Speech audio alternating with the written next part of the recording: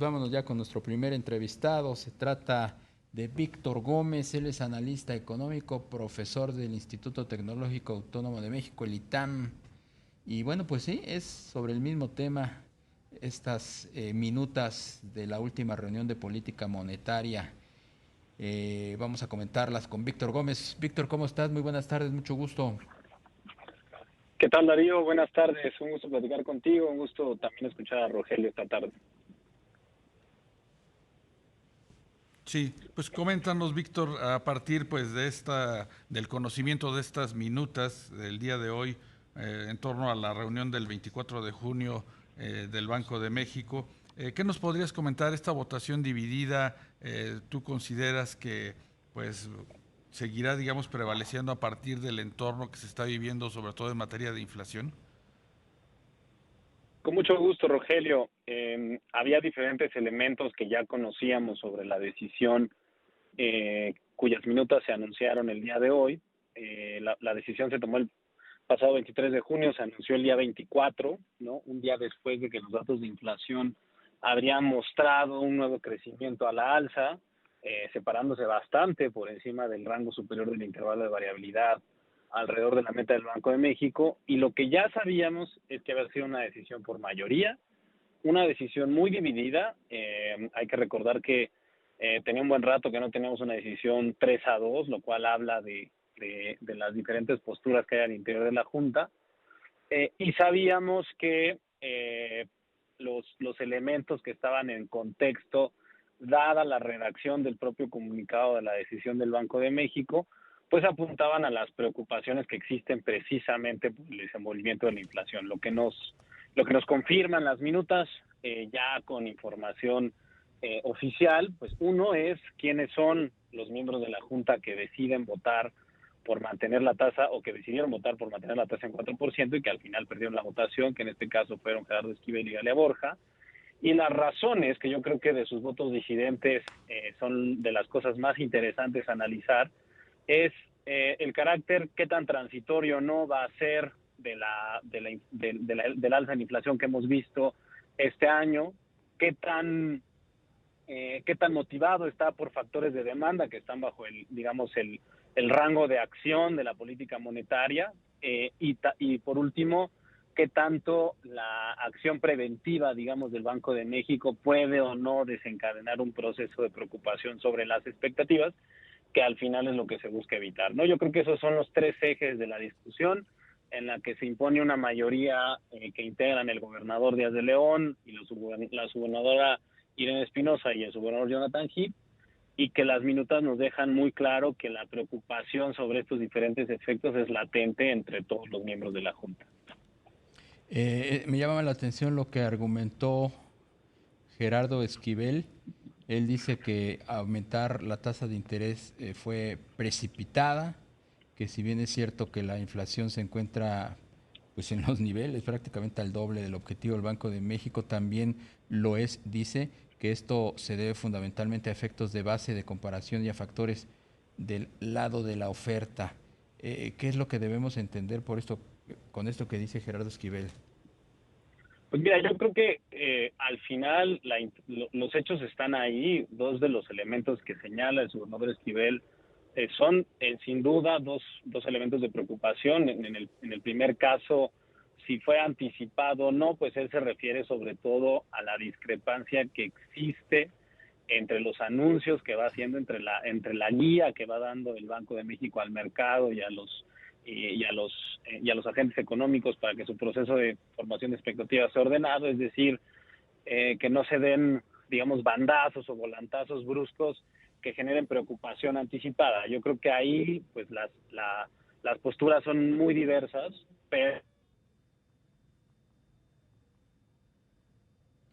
Ya perdimos Tenemos problemas ahí con a Víctor Víctor Gómez. Gómez.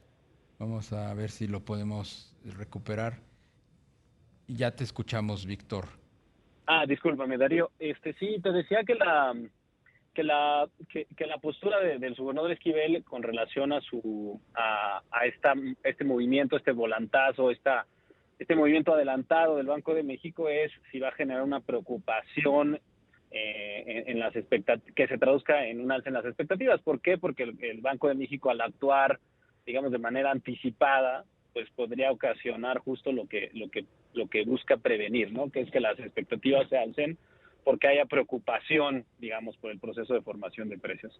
Y por el otro lado, en el tema de la oferta, pues también es un fenómeno interesante. Hemos visto muchos factores en el lado de la producción, el tema de los semiconductores a inicio de año, que genera una escasez a nivel global, temas que tienen que ver con procesos productivos en el país, con temas que tienen que ver con las cadenas productivas, ¿no? Con la capacidad de producción de las economías.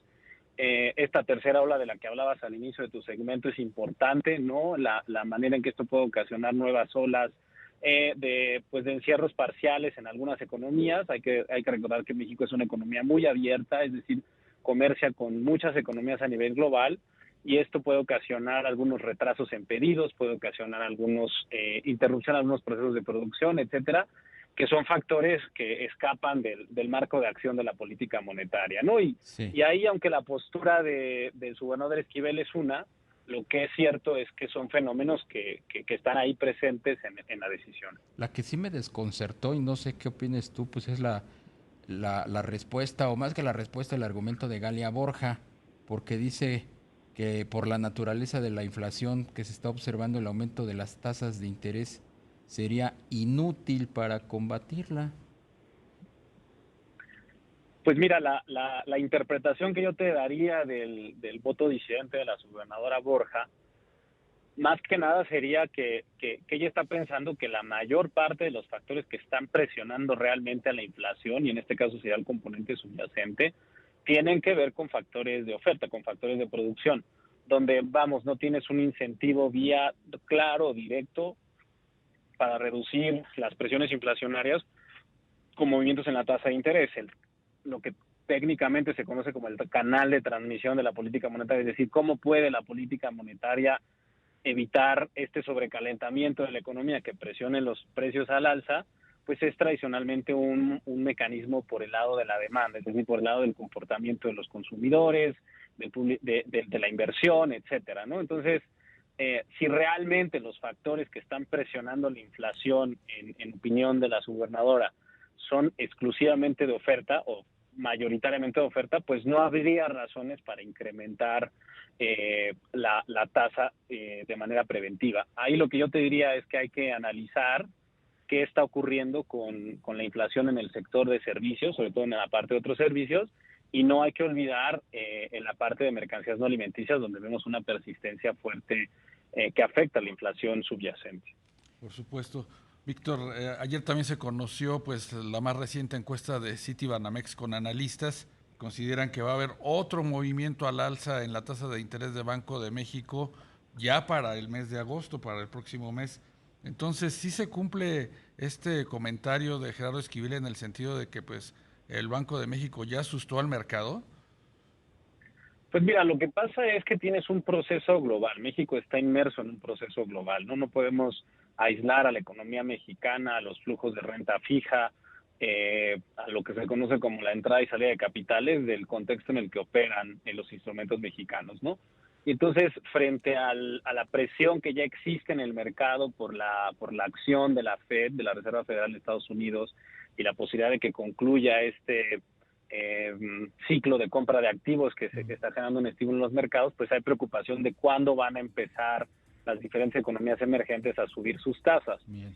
Y en ese contexto, la acción que toma el Banco de México pues manda una señal de que esto ya podría interpretarse como un ciclo de alzas, y eso es lo que ha desencadenado eso. Víctor Gómez, analista económico, profesor del ITAM, muchas gracias por permitirnos platicar contigo. Gracias a ti, Darío, gracias, Rogelio, muy buena tarde a los dos. Muy buenas tardes, igualmente para ti.